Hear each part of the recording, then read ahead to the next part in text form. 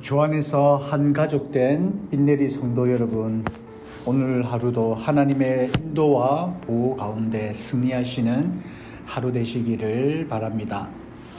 오늘 하나님께서 우리에게 주시는 말씀은 사무엘하 16장 11절에서 12절 말씀입니다. 우리 함께 봉독하도록 하시겠습니다. 또 다윗이 아비새와 모든 신하들에게 이르되 내 몸에서 난 아들도 내 생명을 해하려 하거든 하물며 이 베냐민 사람이랴.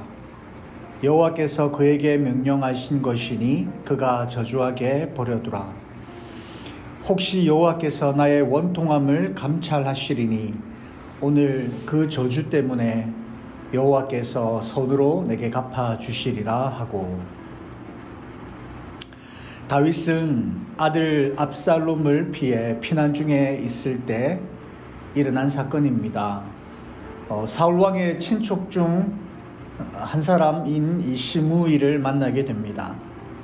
시므이는 다윗 왕의 모든 신하들을 향하여 돌을 던지며 저주하였습니다.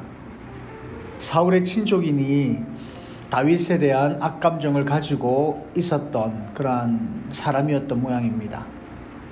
그러던 중에 다윗의 아들에 의해서 숙청당했다 생각하니 그렇게 저주한 것 같습니다. 이 저주의 말을 들은 아비새가 다윗에게 시므이를 죽이겠다고 명령만 내려달라고 그렇게 이야기를 합니다. 이때 다윗이 아비새에게 한 말이 오늘 우리가 읽었던 본문의 말씀입니다. 다윗은 아비새에게 시므이가 그냥 저주하게 내버려 두라 라고 말씀하십니다. 그러면서 여호와께서 나의 이러한 원통함을 감찰하시리니 여호와께서 손으로 내게 갚아주시리라 라고 말씀합니다. 보통 사람 같으면 당장에 없애버릴 수도 있었을 것입니다. 기분 좋은 날에 들었던 것도 아닙니다. 지금 아들에 의해 도망치는 도망자의 신분에서 들었던 말입니다. 기분이 상당히 좋지 않은 상황이었습니다. 불난 집에 부채질하는 것도 아니고 아주 심기가 불편했을 것입니다. 그렇다고 지금 다윗에게 아무런 힘이 없었던 것도 아닙니다. 쉽게 시므이의 생명을 취할 수 있는 힘이 여전히 있었을 때였습니다. 그런데 왜 다윗은 시므이를 그냥 살려줬을까? 아마도 다윗은 나단의 예언을 떠올렸을 것이라 생각합니다.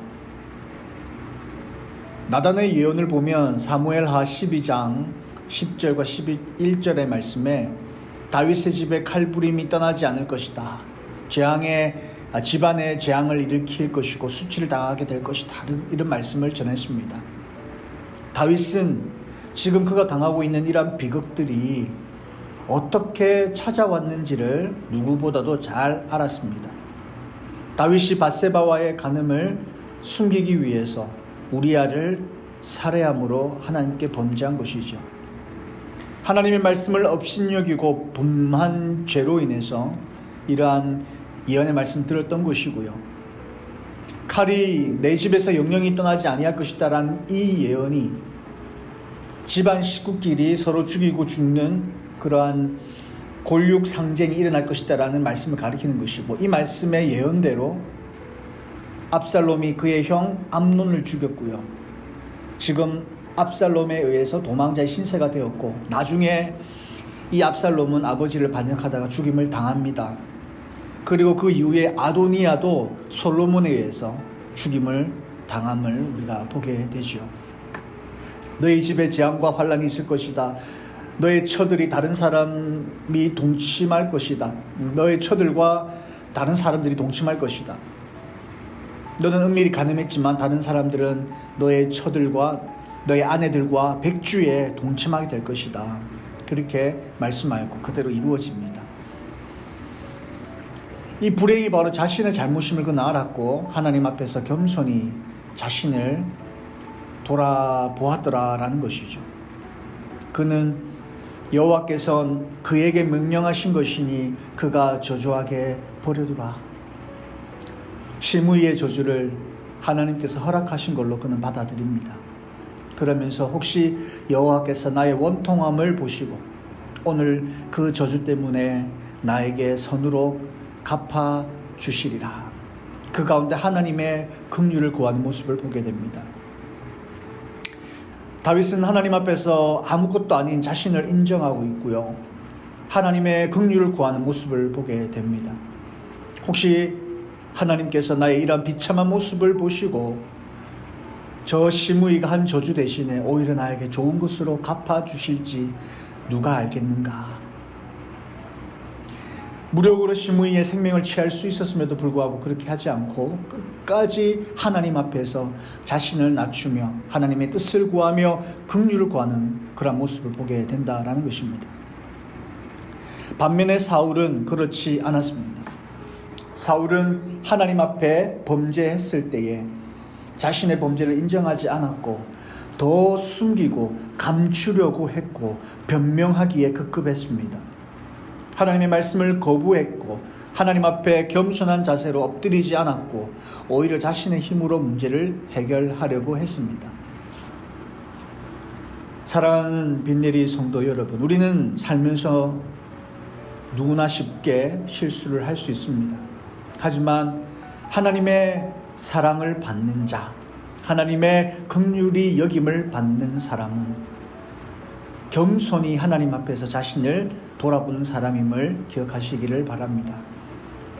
자신의 힘과 권력과 재력으로 그 상황을 모면할 수 있는 그러한 상황일지라도 인간적인 방법을 사용하여 해결하려 하기보다는 하나님 앞에 나와 겸손히 엎드리며 자신의 잘못을 인정하며 하나님의 긍휼을 구하는 사람입니다.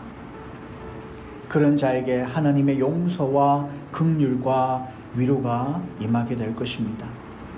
사랑하는 빈대리 성도 여러분, 우리가 어떤 상황 속에서 어떠한 일을 범하든지 하나님 앞에 겸손한 자로 살아가시기를 바랍니다. 하나님 앞에 자신을 낮추고 하나님의 인도하심을 받고 그리고 하나님의 긍휼을 구하며 하나님의 용서와 하나님의 위로가 임하는 그러한 복된 하나님의 자녀들 되시기를 주님의 이름으로 축원합니다. 우리 함께 기도하겠습니다. 참 좋으신 아버지 하나님, 감사합니다. 우리의 삶을 살아가면서 우리는 너무나 하나님 앞에 많은 범죄를 저지르며 살아갑니다. 하나님, 우리의 연약함과 우리의 부족함을 정직하게 하나님 앞에 고백하며 하나님의 긍휼을 구합니다.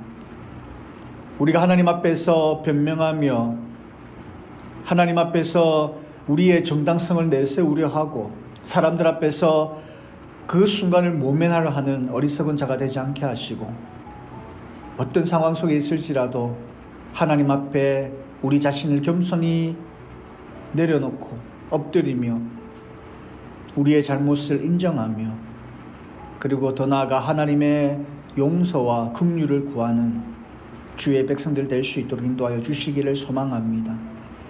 하나님을 더욱더 사랑하고 또 하나님과의 그 관계 속에서 모든 문제들이 해결되어지기를 원하며 하나님의 용서하심을 받는 그리하여 하나님의 자녀로서 우리에게 주어진 삶을 당당하게 살아가는 저희들의 삶이 되어지기를 원하오니 우리를 통하여 하나님의 긍휼과 자비를 내려주시고 우리 삶을 통하여 영광 받으시는 하나님을 기쁘시게 해드리는 저희들의 삶이 될 수 있도록 인도하여 주옵소서.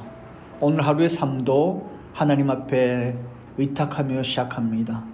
겸손한 자로 겸손한 자세로 오늘 하루의 삶을 살아가는 저희들의 삶이 될 수 있도록 인도하여 주옵소서. 감사드리며 살아계신 예수님의 이름으로 기도드리옵나이다. 아멘.